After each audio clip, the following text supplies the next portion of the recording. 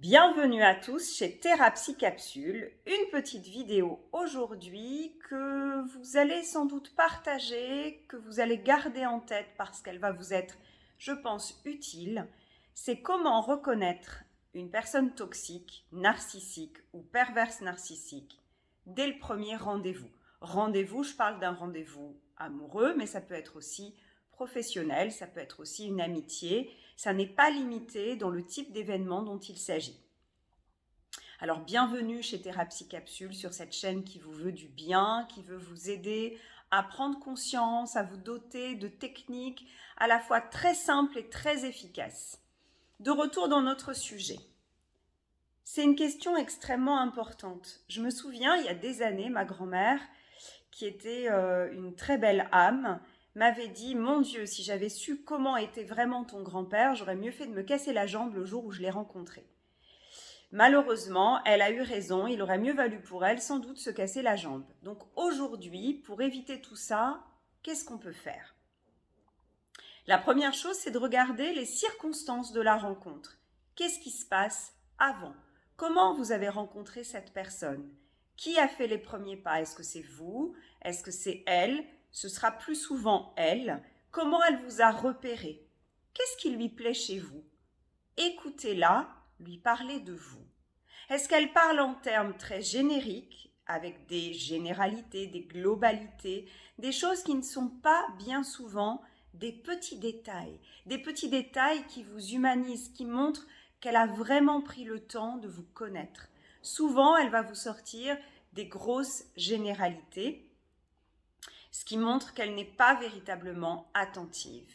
Et le manque d'attention sincère et réel, c'est le fil conducteur qui va vous permettre de reconnaître que c'est une personnalité à minima narcissique, voire perverse narcissique. Donc lors du premier rendez-vous, de la première rencontre, des premières rencontres, j'ai envie de dire, il faut garder quelque chose à l'esprit, c'est que avant les 6 premiers mois, vous ne pouvez pas conclure. Alors je compte large, certains diront 3 mois, d'autres 2, moi je dirais 6, pour certains ça va même être un peu plus. Parce que la phase du love bombing, rappelez-vous la première phase dont j'ai déjà parlé dans d'autres vidéos, ça peut durer un certain temps, le temps que vous soyez ferré. Tant que la personne verra que vous n'avez pas baissé la garde, elle risque de ne pas baisser la sienne. Mais il y a des choses, il y a des astuces qui vont vous permettre de reconnaître à qui vous avez affaire. L'une des choses importantes, c'est d'écouter votre corps. Quand vous allez rencontrer cette personne, testez comment vous vous sentez avant. Faites un petit scan corporel, c'est-à-dire centrez-vous sur votre corps, de la tête aux pieds. Notez le niveau d'énergie, notez les tensions. Prenez l'habitude de faire ça, ça vous servira dans le reste de votre vie. Et observez ensuite, à l'issue de la rencontre, comment vous vous sentez. Est-ce qu'il y a eu des choses qui vous ont heurté ?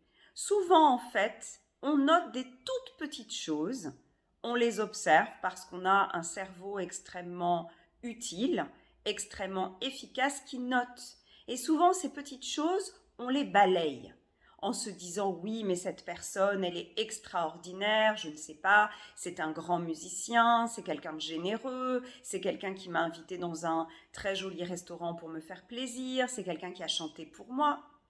Oui, d'accord. De façon générale, dans les grandes lignes, c'est superbe.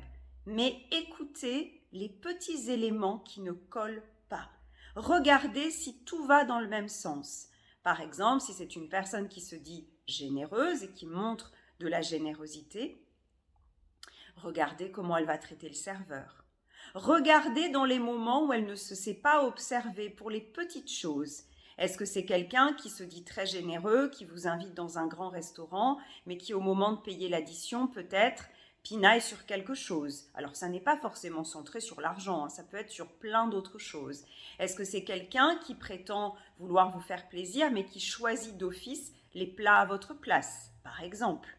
Est-ce que c'est quelqu'un qui, lors de tous les rendez-vous, va prendre la direction des opérations ? Dans ce cas-là, attention, ça peut être quelqu'un qui est un contrôlant. C'est quelqu'un qui va avoir besoin de vous dominer peut-être. Bien évidemment, l'idée quand on rencontre des gens, que ce soit amoureux, professionnel ou amical, c'est de garder un esprit ouvert, bien sûr, et positif. Vous pouvez donner le bénéfice du doute, mais de la même manière que lorsque vous allez acheter une maison et faire un énorme crédit peut-être, vous allez être attentif à tous les détails. Ça ne veut pas dire que la maison ne vous plaît pas, ça ne veut pas dire que vous êtes Sherlock Holmes, un Sherlock Holmes de l'immobilier. Ça veut juste dire que vous avez conscience que c'est quelque chose de très important, donc vous allez ouvrir les yeux, les oreilles, du moins je l'espère pour vous, et vous allez creuser, voire même être accompagné par un homme ou une femme de l'art pour vous conseiller sur cette maison. Ben là, c'est la même chose. Souvenez-vous que les personnes dont on s'entoure dans la vie sont des gens qui vont avoir un impact très important sur les choix futurs qu'on va faire, sur la famille qu'on va construire, si c'est une relation amoureuse, sur les choix professionnels. Donc vous devez prendre ce temps. Le temps, c'est la clé, parce qu'un narcissique et un pervers narcissique ne vont pas vouloir vous laisser de temps, eux n'en ont pas.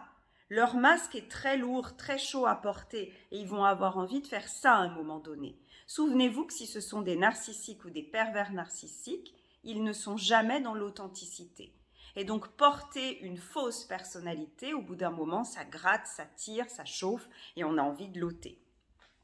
Eux vont être là-dedans. Donc pensez à tout ça. Pensez à écouter votre corps. Pensez à écouter les fluctuations de votre niveau d'énergie. Écoutez votre petite voix intérieure. Votre petite voix intérieure, entraînez-vous. Tiens, avant tel événement, de façon générale, comment je me sens? Et apprenez à décoder son langage. Peut-être qu'un pincement à l'estomac récurrent, ça veut dire que quelque chose n'est pas forcément très bon pour vous. Vous pouvez aussi vous représenter dans votre tête, vous pouvez après cette rencontre ou ces rencontres avec cette personne, fermer les yeux dans votre lit par exemple le soir, vraiment vous intérioriser quand vous êtes seul et imaginer deux chemins de forêt avec, en visualisant autour de vous, en fermant les yeux, le temps qu'il fait, l'ambiance sur chacun des chemins. Le premier chemin, ça va être par exemple le chemin que vous allez faire si vous restez en relation avec cette personne. Le deuxième chemin, ça va être plutôt si vous faites preuve d'une certaine prudence et que vous n'allez pas plus loin. Observez, comme si vous étiez immergé dans cette nature. Ne réfléchissez pas, juste décrivez à vous-même, comme si vous étiez dans un film. Tiens, sur ce premier chemin, le sol est dur, peut-être qu'il y a de la pluie. Est-ce que j'aime la pluie? Si pour moi la pluie c'est quelque chose de positif, peut-être que c'est quelque chose de bien. Est-ce que sur ce paysage, il y a des gens, des maisons? Est-ce que c'est plutôt solitaire? Qu'est-ce qui s'en dégage? Et notez ce qui vous plaît vraiment des deux chemins. Où est-ce que vous vous sentez le mieux? Où est-ce que vous vous sentez heureux, énergisé, apaisé, serein? Ce sont de bons indicateurs. Pour dépister quelqu'un de toxique, narcissique ou pervers narcissique, il faut utiliser plein de ressources internes. Écoutez ce que cette personne dit et surtout ce qu'elle ne dit pas. Observez combien de temps elle passe à s'intéresser profondément à vous, à s'intéresser au monde extérieur. Comment parle-t-elle de ses relations antérieures? Ça, c'est un très bon indicateur. Est-ce qu'elle a tendance à prendre ses responsabilités? Extrêmement important. Dans les difficultés passées, notamment les difficultés relationnelles ou professionnelles. Souvenez-vous qu'un narcissique et encore plus un pervers narcissique, un ou une, masculin ou féminin, ce sont des gens qui ne prennent jamais vraiment leurs responsabilités. Donc ils trouveront toujours des explications extérieures pour mettre la faute sur le dos des autres, mais pas sur eux. Ça, c'est un très bon indicateur. Regardez quelle relation familiale elle a. Est-ce que c'est quelqu'un qui est traité comme un roi ou une reine dans sa famille? Ou est-ce qu'au contraire, c'est quelqu'un qui a été maltraité? Ce sont de très bons indicateurs. Souvent, une personne traitée comme une reine ou un roi va avoir l'habitude qu'on lui cède tout. Observez également comment cette personne réagit quand vous lui dites non. Entraînez-vous, alors pas systématiquement, mais au moins une ou deux fois lors des premiers rendez-vous, à vous opposer. Peut-être en disant ben non, j'aimerais mieux tel restaurant, ou peut-être que ce film ce serait sympa d'aller le voir, mais ce soir j'aimerais mieux telle et telle chose.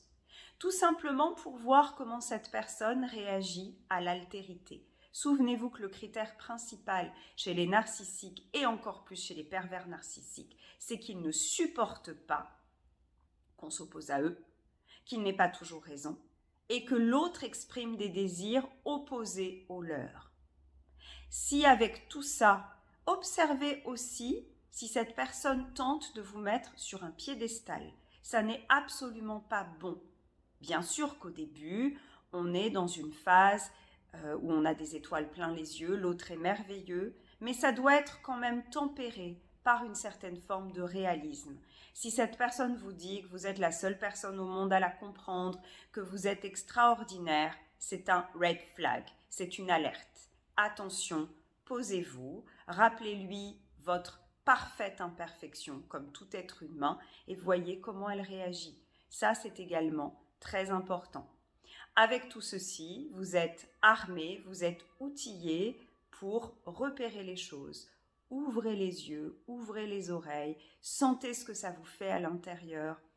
Imaginez, tiens, de façon instantanée, utilisez votre inconscient. Tiens, si cette personne était un animal, quelle serait-elle? Imaginons que moi je me visualise, je ne sais pas, comme un ibis. Peut-être que si je rencontre quelqu'un que je visualise comme un aigle, tiens, comment l'ibis et l'aigle cohabiteraient? Comment ça se passerait? Est-ce qu'ils seraient à égalité ou pas? Tiens, l'aigle, qu'est-ce que ça représente pour moi? Est-ce que c'est la beauté, la liberté, Zeus? Ou est-ce qu'au contraire, c'est un oiseau de proie qui m'effraie? C'est toujours très intéressant parce que du coup, vous coupez votre mental pensant pour aller dans les profondeurs de votre être. Voilà, à très bientôt, à très vite et je vous embrasse.